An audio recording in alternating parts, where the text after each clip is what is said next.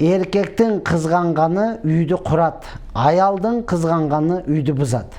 Еркектің қызғанғаны тұрмышты құрат, бекем дейді. Аяма аялдың қызғанғандығы тұрмышты бұзат. Ошонтан ова қызғаныңыз бирок өзүнүн чегинделе. Анан жумушка барса деле, өзүнүн достору менен отурганда деле, бир базарда жүрсө деле кайра чалып каякта жүрөсүң, неге албай атасың дей берсеңиз, еркектин намысына тийип аласыз. Bizde erkek makul degen менен көпчүлүк достор мунун ар намысыга тийип коет. Не болду? Аяштагын баштадыбы? Аяшка отчет берип атасыңбы?